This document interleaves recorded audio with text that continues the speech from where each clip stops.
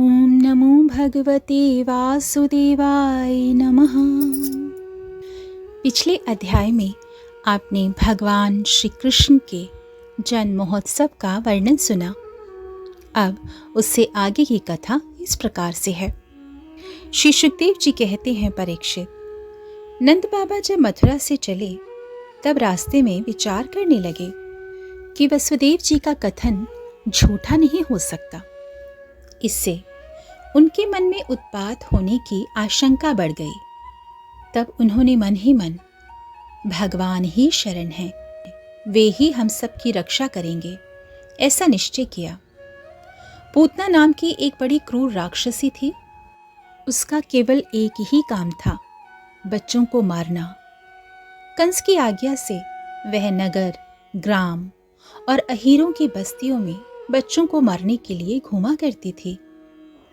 जहाँ के लोग अपने प्रतिदिन के कामों में राक्षसों के भय को दूर भगाने वाले भक्त वत्सल भगवान के नाम, गुण और लीलाओं का श्रवण, कीर्तन और स्मरण नहीं करते, वहीं ऐसी राक्षसियों का बल चलता है। वह पूतना आकाश मार्ग से चल सकती थी और अपनी इच्छा के अनुसार रूप भी बना लेती थी। एक दिन नंद बाबा के गोकुल के पास आकर उसने माया से अपने को एक सुंदर युवती बना लिया और गोकुल के भीतर घुस गई।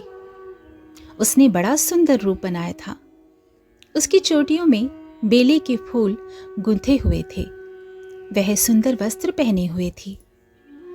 वह अपनी मधुर मुस्कान और कटाक्षपूर्ण चितवन से ब्रजवासियों का चित्त चुरा रही थी। उस रूपवती रमणी को हाथ में कमल लेकर आते देखकर गोपियां ऐसी उत्प्रेक्षा करने लगीं कि मानो स्वयं लक्ष्मी जी अपने पति का दर्शन करने के लिए आ रही हैं। पूतना बालकों के लिए ग्रह के समान थी। वह इधर उधर बालकों को ढूंढती हुई अनायास ही नंद बाबा के घर में घुस गई। वहां उसने देखा कि बालक श्री कृष्ण शैया पर सोए हुए हैं। भगवान श्री कृष्ण दुष्टों के काल हैं, परंतु जैसे आग राख की ढेरी में अपने को छुपाए हुए हो, वैसे ही उस समय उन्होंने अपने प्रचंड तेज को छिपा रखा था। भगवान श्री कृष्ण चर अचर सभी प्राणियों के आत्मा हैं, इसलिए उन्होंने उसी क्षण जान लिया कि यह बच्चों को मार डालने वाला पूतना नाम का ग्रह है, और उन्होंने अपने नेत्र बंद कर लिए। जैसे कोई पुरुष भ्रमवश सोए हुए सांप को रस्सी समझकर उठा ले, वैसे ही अपने काल रूप भगवान श्री कृष्ण को पूतना ने अपनी गोद में उठा लिया। मखमली म्यान के भीतर छिपी हुई तीखी धारधारी तलवार के समान पूतना का हृदय तो बड़ा ही कुटिल था, किंतु ऊपर से वह बहुत मधुर और सुंदर व्यवहार कर रही थी। देखने में वह एक भद्र महिला के समान जान पड़ती थी। इसीलिए रोहिणी और यशोदा जी ने उसे घर के भीतर आई देखकर भी उसकी सौंदर्य प्रभा से हतप्रतिभ सी होकर कोई रोक टोक भी नहीं की। चुपचाप खड़ी खड़ी देखती रही।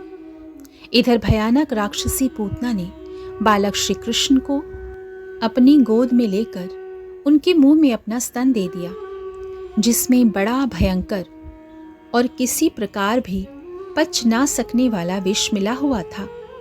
भगवान ने क्रोध को अपना साथी बनाया और दोनों हाथों से उसके स्तनों को जोर से दबाकर उसके प्राणों के साथ उसका दूध पीने लगे। भगवान श्री कृष्ण दूध पीने लगे और उनका साथी क्रोध पूतना के प्राण पीने लगा। अब तो पूतना के प्राणों के आश्रयभूत सभी मर्म स्थान फटने लगे। वह पुकारने लगी, अरे छोड़ दे, छोड़ दे, अब बस भी कर। वह बार बार अपने हाथ और पैर पटक पटक कर रोने लगी। उसके नेत्र उलट गए। उसका सारा शरीर पसीने से लथपथ हो गया। उसकी चिल्लाहट का वेग बड़ा भयंकर था। उसके प्रभाव से पहाड़ों के साथ पृथ्वी और ग्रहों के साथ अंतरिक्ष डगमगा उठा। सातों पाताल और दिशाएं गूंज उठीं। बहुत से लोग वज्रपात की आशंका से पृथ्वी पर गिर पड़े। परीक्षित, इस प्रकार निशाचरी पूतना के स्तनों में इतनी पीड़ा हुई कि वह अपने को छिपा न सकी और राक्षसी रूप में प्रकट हो गई। उसके शरीर से प्राण निकल गए और मुंह फट गया, बाल बिखर गए और हाथ पांव फैल गए। जैसे इंद्र के वज्र से घायल होकर वृत्रासुर गिर पड़ा था, वैसे ही वह बाहर गोष्ठ में आकर गिर पड़ी। पूतना के शरीर ने गिरते गिरते भी 6 कोस के भीतर के वृक्षों को कुचल डाला। यह बड़ी ही अद्भुत घटना हुई। पूतना का शरीर बड़ा भयानक था। उसका मुंह हल के समान तीखी और भयंकर दाढ़ों से युक्त था। लाल लाल बाल चारों ओर बिखरे हुए थे। आंखें अंधे कुएं के समान गहरी, भयंकर भुजाएं, जांघें और पैर नदी के पुल के समान तथा पेट सूखे हुए सरोवर के समान जान पड़ता था। पूतना के उस शरीर को देखकर सब के सब ग्वाल और गोपी बहुत डर गए। पूतना की भयंकर चिल्लाहट सुनकर उनके हृदय, कान और सिर तो पहले ही फट से रहे थे। जब गोपियों ने देखा कि बालक श्री कृष्ण उसकी छाती पर निर्भय होकर खेल रहे हैं, तब वे बड़ी घबराहट और उतावली के साथ झटपट वहां पहुंच गईं और श्री कृष्ण को उठा लिया। इसके बाद यशोदा और रोहिणी के साथ गोपियों ने गाय की पूंछ घुमाने आदि उपायों से बालक श्री कृष्ण के अंगों की सब प्रकार से रक्षा की। उन्होंने पहले बालक श्री कृष्ण को गोमूत्र से स्नान कराया, फिर सब अंगों में गोरज लगाई और फिर 12 अंगों में गोबर लगाकर भगवान के केशव आदि नामों से रक्षा की। इसके बाद गोपियों ने आचमन करके अज आदि 11 बीज मंत्रों से अपने शरीरों में अलग अलग अंग न्यास एवं कर न्यास करके फिर बालक के अंगों में बीज न्यास किया।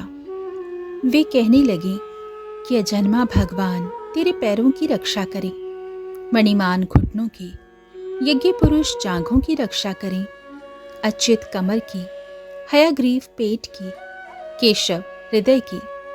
सूर्य भगवान रक्षा के लिए तेरे आगे रहें, गदाधारी श्री हरि पीछे, क्रमशः धनुष और खड्ग धारण करने वाले भगवान मधुसूदन और अजन दोनों बगल में, शंखधारी उरुगाय चारों कोनों में, हलधर पृथ्वी पर और भगवान परम पुरुष तेरी सब ओर से रक्षा के लिए सदैव रहें। ऋषिकेश भगवान इंद्रियों की और नारायण प्राणों की रक्षा करें। श्वेत द्वीप के अधिपति चित्त की और योगेश्वर मन की रक्षा करें। कृष्णी गर्भ तेरी बुद्धि की और परमात्मा भगवान तेरे अहंकार की रक्षा करें। खेलते समय गोविंद तेरी रक्षा करें, सोते समय माधव रक्षा करें, चलते समय भगवान बैकुंठ और बैठते समय भगवान श्रीपति तेरी रक्षा करें।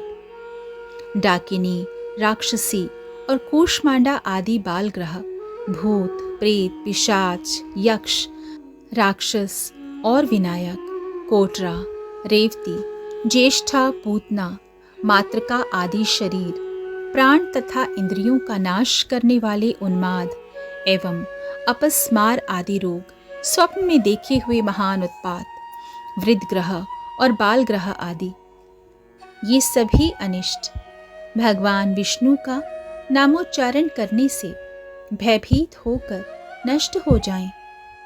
श्री सुखदेव जी कहते हैं, परीक्षित, इस प्रकार गोपियों ने प्रेम पाश में बंधकर भगवान श्री कृष्ण की रक्षा की।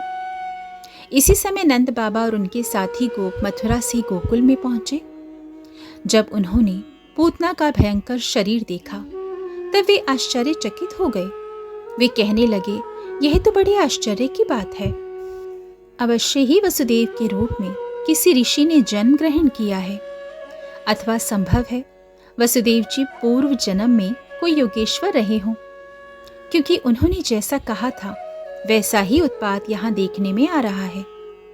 तब तक ब्रजवासियों ने कुल्हाड़ी से पूतना के शरीर को टुकड़े टुकड़े कर डाला और गोकुल से दूर ले जाकर लकड़ियों पर रखकर जला दिया। जब उसका शरीर जलने लगा तब उसमें से ऐसा धुआं निकला जिसमें से अगर किसी सुगंध आ रही थी।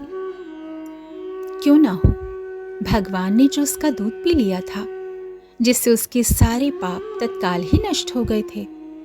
पूतना एक राक्षसी थी। लोगों के बच्चों को मार डालना और उनका खून पी जाना, यही उसका काम था।